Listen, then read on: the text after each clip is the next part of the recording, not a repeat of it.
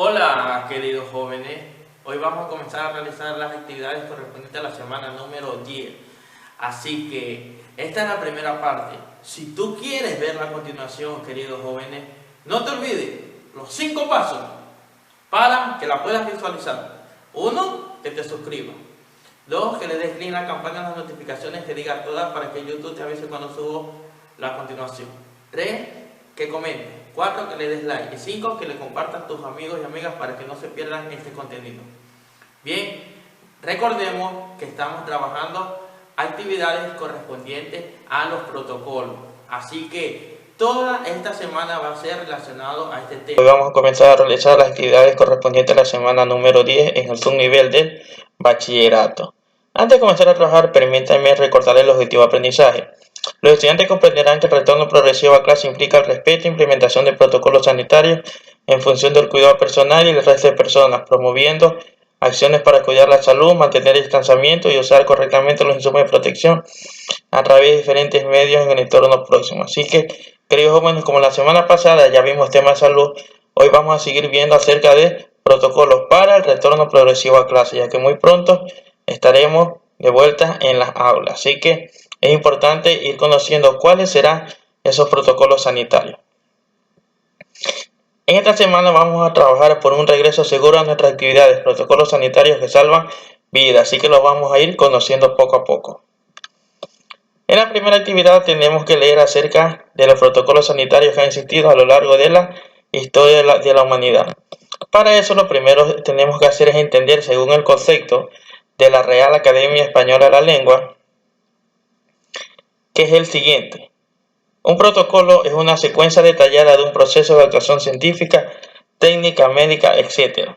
Entonces, para saber lo que son los protocolos, tenemos que saber cuál es ese proceso que tenemos que seguir paso por paso.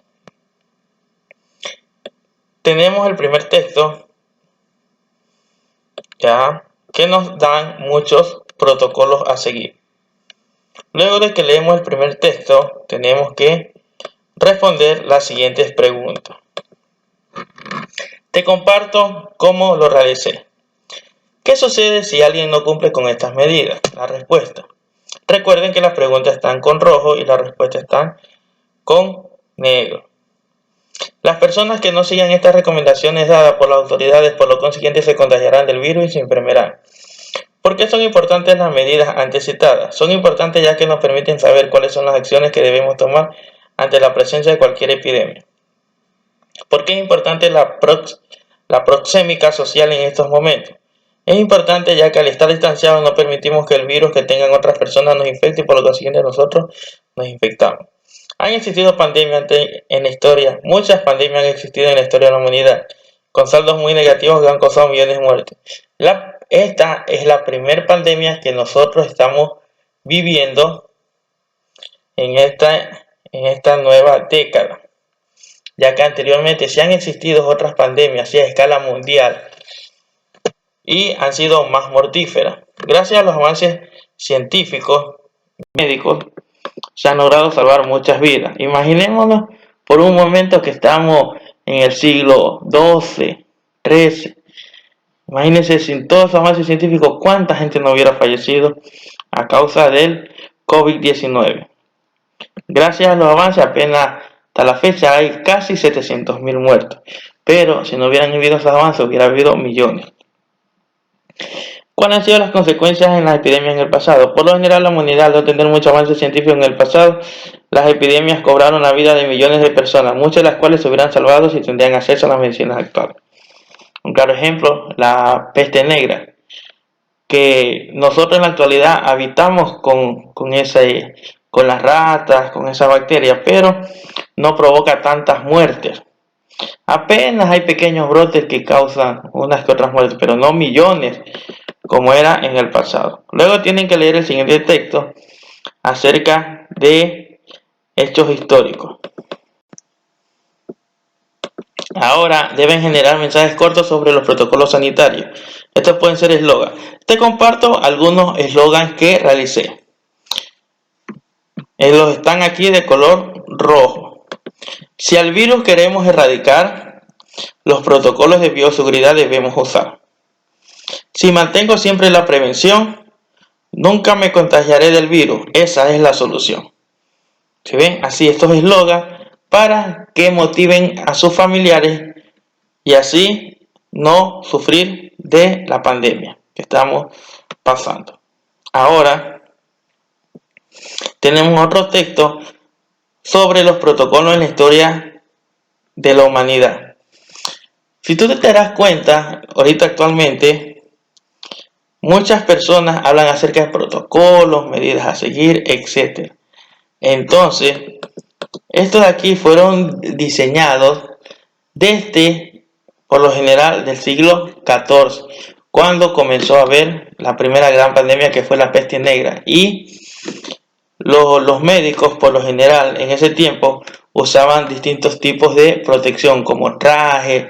No sé si habrá visto en algunas imágenes que usaban esas máscaras de tipo de cuervo, que en el interior contenían esencia, contenían ramas medicinales, etc. Eran una forma de prevención, eran unos protocolos que ellos seguían para no contagiarse, en este caso, de la peste negra. Entonces, del siglo XIV para acá, que ya estamos en el siglo XXI, se han diseñado protocolos que han ido evolucionando, es verdad. Ahora ya no vemos a esas personas así que andan con una máscara, ¿no? Ahora imagínense, las personas que trabajan usan trajes de bioseguridad. Bien. Argumenta tu postura u opinión sobre la aplicación de los protocolos sanitarios mediante un texto argumentativo. Emplea un párrafo de introducción, 2 de desarrollo y una de conclusión. Como puedes dar cuenta, aquí está el primer párrafo, que sería la introducción, los 2 párrafos de desarrollo y por último el de conclusión. Te los leo para que tengas una mejor visualización de cómo realizarlo. Los protocolos sanitarios han ido evolucionando a la par de la historia de la humanidad. Por lo consiguiente, lo que antes era común ver, hoy puede resultar algo extraño. Es necesario determinar que las enfermedades han existido desde el comienzo de la humanidad y que poco a poco las personas las hemos ido superando.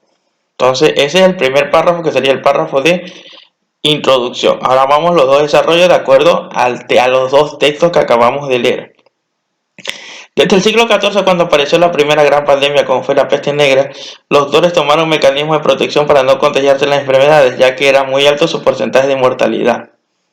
Recordemos que la mortalidad era elevada, ya que no teníamos los insumos médicos.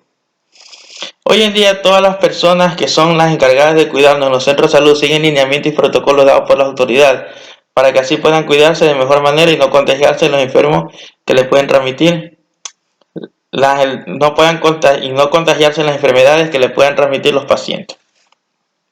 Los protocolos en la antigüedad eran aislar a las personas por lo general 40 días, por eso el nombre de cuarentena. ¿Has escuchado esa palabra? Estamos en cuarentena. Y dirás, pero profesor, la cuarentena ha durado más de 40 días, como 60 estuve en casa, etc. ¿Ya? Lo que pasa es que en la antigüedad, cuando comenzó los brotes de la peste negra, los barcos que estaban en los muelles no lo dejaban que las personas salieran sino después de 40 días. Ya ahí sí ya podían salir las personas, se las constataba que no estaban enfermas con la enfermedad. Por eso el nombre de la cuarentena. Para que así se puedan comprobar que no tenían enfermedades, pero las creencias religiosas hacían que estos altos muchos se contagia el virus. Cuando especialmente en el siglo XIV, XV, la gente asistía a eventos religiosos, entonces, por lo general, imagínate, una persona que estuviera contagiada, ya contagiaba al resto. Entonces, ahora ya los eventos religiosos ya están controlados o se los hace muy poco, porque al haber multitud de personas pueden contagiarse. Actualmente las medidas de aislamiento social resultan ser más efectivas, ya que la mayoría de personas toman conciencia que para su bienestar deben seguir los protocolos sanitarios para que así puedan actuar de mejor manera frente a una gran pandemia. Como hemos visto, gracias a los protocolos sanitarios que se implementaron, han permitido salvar muchas vidas, que sin dicha medida por lo general hubieran causado más muertes. Por eso es importante que todas las personas conozcamos dicha medida para así salvar muchas vidas y no hacer caso omiso, ya que Se ha comprobado con ejemplos palpables los grandes males que puedan venir. Y este último fue el párrafo de finalización. A continuación tiene la actividad de inglés. Recuerda, al finalizar el video te dejo el enlace para que la puedas visualizar. Así que espera al final del video y dale clic donde veas la pestaña de inglés. A continuación tenemos que leer el texto y responder las preguntas. Ya recuerda que las que están con rojas son las preguntas y las que están con negro son las respuestas. ¿A qué tipo de células se refiere el texto? ¿Eucariotas o procariotas? Células eucariotas. ¿Cómo se infectan estas células con el virus COVID-19? Es importante que respondas estas preguntas porque más adelante tienes que explicar cómo es el proceso a tu familia. Así que si respondes perfectamente estas preguntas, lo podrás hacer. Se infecta por una proteína llamada ACE-2, que el COVID-19 usa como puerta de acceso al encajar en ella su proteína S, a modo de llave. Una vez dentro, el virus introduce su ARN y la célula humana replica ese material como si fuera material genético propio.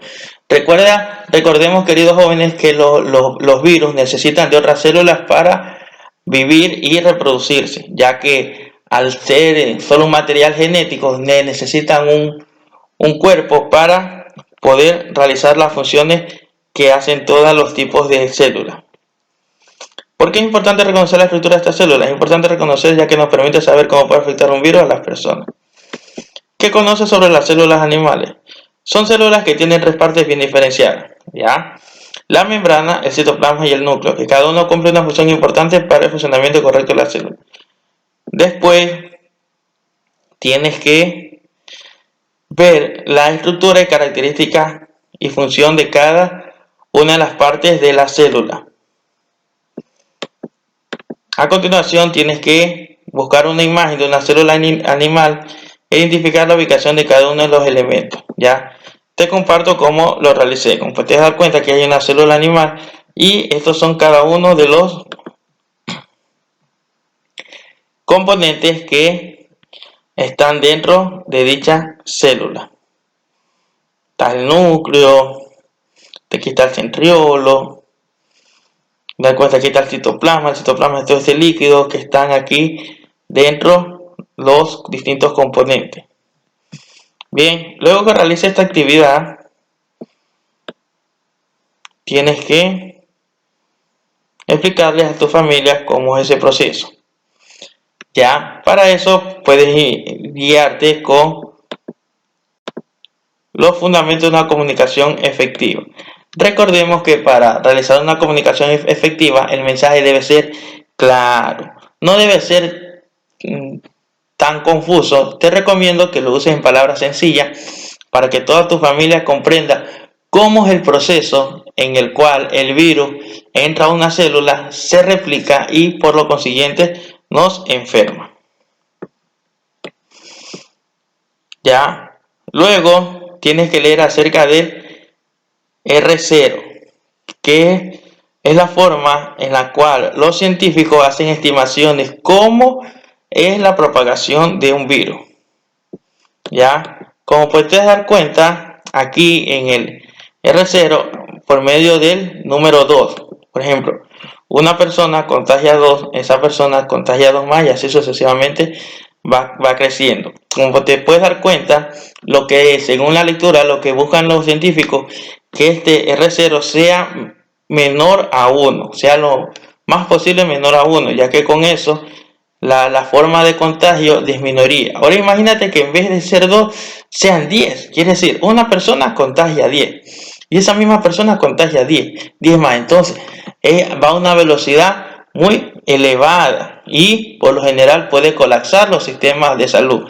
Pero si va a un ritmo de 1, entonces la velocidad no es tanto y por lo general en ese caso el virus no afectaría demasiado. Ya, ahora, luego que ya entendiste cómo funciona este R0, ahora debes comprender esta tabla. En este caso, imagínate, el ébola en el 2014 fue de 1,51 a 2,53. Quiere decir, sí tuvo un rango más o menos de reproducción. Ahora, como usted puede dar cuenta, los que están cerca a uno es afectable. Por ejemplo, el H1, gripe estacional. Ahora, en este caso el sarampión, imagínate el sarampión de 12 a 18.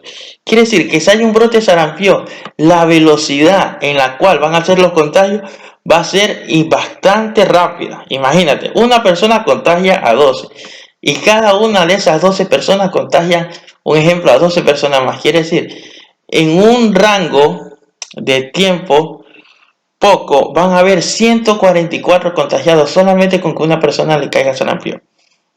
Pues te puedes dar cuenta, esta es una enfermedad que tiene un número de reproducciones muy elevado. Por eso es que los científicos cuando escuchan de un caso de sarampión actúan inmediatamente, porque si no, eso se riega a una velocidad increíble. Lo mismo con el MER, la polio también tiene un número de reproducciones también un poco elevado. Recuerda que si es de 1 o menor a 1, estamos bien. Ahora, vamos con el caso del SARS-CoV-19. De 1,5 a 3,5. Quiere decir también es un número de reproducción elevado. Puedes dar cuenta, no está a menor ni 1 ni menor que 1, como sería la gripe estacional, imagínate.